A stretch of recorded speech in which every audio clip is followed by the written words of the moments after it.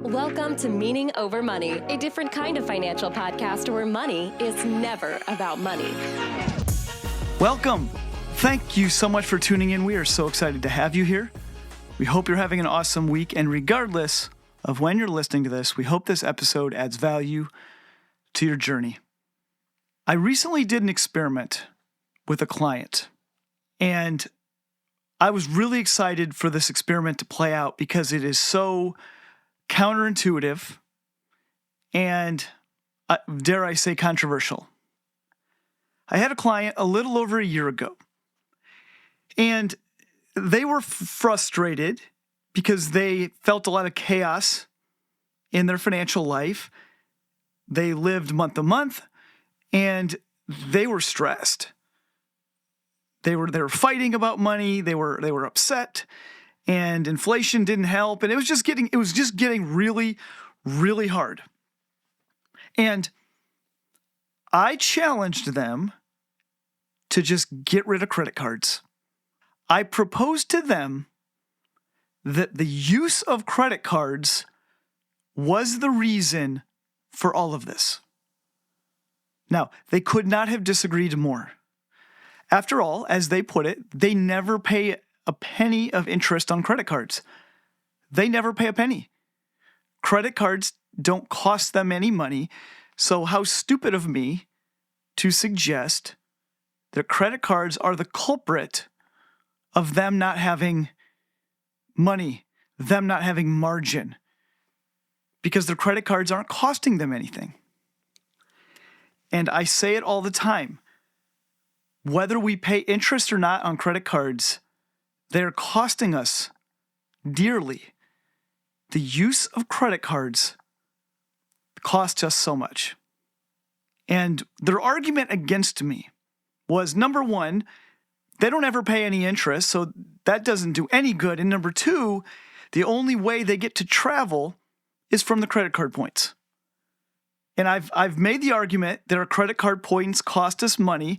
I'm not making the argument that credit card points don't exist or they're not redeemable. They are. They're great. And this family's point was, if they stop using credit cards, they won't get those points, and that's the only money they have to travel with, and I'm going to rob them of the only actual opportunity to travel. So here was the experiment. I proposed to them that if they would quit using credit cards, they would have significantly more money. To which point they kind of laughed at me because, again, their credit card use isn't costing them a single penny of interest. So my whole point is irrelevant. But to their credit, they were willing to test it out. They were willing to trust me, or let's just call it what it is. They were willing to humor me. They quit using credit cards for the entire year of 2023. Nothing else really changed. They were very intentional, and they had been intentional before, but they were going to continue to be intentional, and they weren't going to use credit cards. And part of this was they're going to have a travel fund. And every month in their budget, they're going to put money into their travel fund, which, by the way, they never could do before. They could never do that before because they didn't have any margin. But the goal was, and the promise was, they were going to put a certain amount in their travel fund every month, as well as pay their bills, pay for wants, do things they want to do, live a good life. I wasn't asking them to cut back their whole life. I was asking them to live the life they want to live, do it disciplined, and most importantly, do it without credit cards. And here's what happened. They had more money to spend on travel than they've ever had in the past, including their points. Without points, they still traveled more than they had ever traveled in the past. So what gives? How does that work mathematically? How does it work? How can you not have points, not make more money, but yet have more money to spend on travel than you ever have before? And even after this all played out, they were dumbfounded because what I'm saying doesn't mathematically make sense. But here's the catch. There's always a catch. The catch is there's a psychological cost to credit cards. While we may not pay interest on a credit card, when we use a credit card, because it's other people's money, because we don't have to pay it off right away, because we get rewarded when we spend that money, we have psychological incentives to spend more. And there's been a lot of studies about this over the years, and what they have found is that we humans spend 10 to 30% more when we use a credit card. Whether or not we spend money on interest, whether or not we carry a balance, we spend 10 to 30% more when we use a credit card. Now, it's interesting. This family, they're in the middle of it. They were doing the plan. They were humoring me with this little experiment. And even while they were doing it, were telling me it didn't change their behaviors. They would swear to you it didn't change them using debit card only versus a credit card. In fact, along the way, they said, Travis, this isn't actually making a difference, but this is part of this experiment. And so it was fun when I was able to lift the lid on it at the end of it, and I showed them. I showed them their spending in various categories. And they told me nothing had changed, except the math says otherwise. Categories that are kind of wants, like blurry wants, all the way to all out wants, all of those categories experienced a decrease in spending, even though they said they spent the same. Most of the needs were unchanged, but those blurry categories all decreased. And the reason they decreased is because when we use a credit card, the psychological incentive of using the credit card, we're rewarded for it. We don't have to pay it right away. We get to go on bigger trips because we spend this money. Those psychological triggers are a tiebreaker. They're a natural tiebreaker for us to then go and spend a little bit more. We don't know we're doing it, but we do it. In this family, in the midst of this grand experiment, we're confident that it didn't impact them, except for the confusion on why they had money every month to put in their travel fund, to go travel, enjoy, and be. And there's something else that happened along the way that they did sense it along the way, and then we reflected on it on the back end. And it's this. There was far less tension and chaos in their finances. They didn't fight about it anymore. They didn't argue. They didn't open up that credit card bill and see this huge balance due and say, oh crap, what did you spend money on? What do you mean, what did I spend money on? What did you spend money on? There wasn't any of that because there's intentionality. All of us pretend that we're not subject to the psychological impacts of being a human, but we're all humans. We all get impacted them. Now, some people get impacted more, some people get impacted less. But if we're so prideful and arrogant that we think we're immune and exempt from these principles and concepts, we've already lost. And I think this couple, one of them anyway, I think had the pride of, this is stupid. Of course they're not subject to these things. But I'm grateful that they were willing to trust me and at least go along for the ride to test it out. And maybe there's a bigger paper to be written or something about this experience. But it was a really profound experience for them and for me to watch it unfold right in front of our eyes. The irony about credit cards, the irony about credit card rewards is that the pursuit of the rewards will sabotage under the surface our ability to have a better outcome without the rewards. this family is far better without the travel rewards than they were with the travel rewards.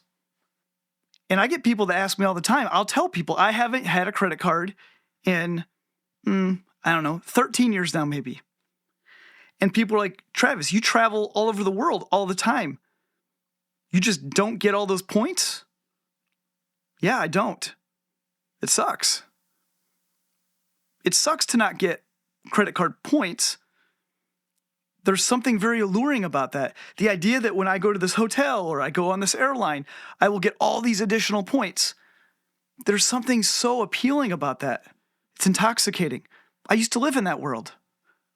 But now, I don't get as many points. I still have my rewards, frequent flyer type stuff. And when I travel, I get points and I can redeem those. I still get all that. I don't get the ones tied to credit card use. I don't get those anymore. But yet, oddly, we always have money for travel because of the intentionality. We just want to raise awareness about this because so many people will elevate these rewards, these points, these incentives as the win. When I know from a psychological perspective, that's the consolation prize. All those points are the consolation prize to the thing they gave up on the other side, which is less tension, less stress, more actual money. When we spend more money because we're rewarded, we're not winning. It's the equivalent of spending $1 on something you don't need so you can get a 25% tax deduction on it. Yeah, it's great to have the tax deduction, but you threw away $1 to get a quarter. In the credit card example, most of us, we're throwing away $10 to $30 to get $5, to get $3, to get $2, whatever it is. We're spending more money to get the reward. When you spend 10 to 30% more to get a 1 to 3% kickback on the back end, that math doesn't math. Now, people will say, I was going to spend that money anyway. To which I would respond, well, behavioral science tells us otherwise. I understand there's a lot of people that are going to listen to this and just disregard it. And they're going to say, that's crap. If you just be mindful and just do it right, you're fine. Except most of us don't do that. We are all humans subject to psychological impacts. And these companies understand what our triggers are. They understand what we want. They understand our motives, and they use it to their advantage. So as for me, I'll continue to be bummed out when I don't get all of these perks and rewards on my credit card. I've experienced that for many, many years now. But I also know I have such a peace in my life. We have contentment. We have intentionality. We have money set aside for these things. And I've worked with enough people to know that I can have the other side. I could have all those rewards. But there's a cost to it. Some of the cost is financial and some of the cost is relational. And some of it's mental health. I think we deserve better than to be stressed out while we're quote unquote not paying a penny of interest. So maybe there's something to be taken away from this couple. This very skeptical, very hesitant couple that loved their credit card points. They love the credit card points, but thank you to this couple. Thank you, number one, for your permission to let me talk about it. Thank you for your humoring of me to actually try it for a year. And here's the epilogue. After doing it for a year the way they did it, only doing it because I asked them very nicely, they said that this is the new way.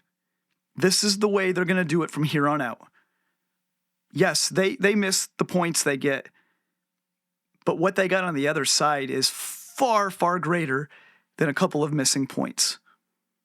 Plus, it doesn't hurt that they have the money for travel and they have the money for all the other stuff they want to do because they have the intentionality and they don't have corrupted incentives to spend more.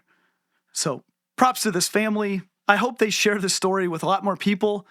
I'm sharing it anonymously on their behalf, but I hope that there's something else that comes out of this because it's a very powerful example of the psychological impacts that lie underneath the surface. And once we look in the mirror and recognize ourselves as human and perhaps susceptible to some of these factors, we can go about the business of getting better. So anyway, I hope that helps. That's all I have today. Take care, guys.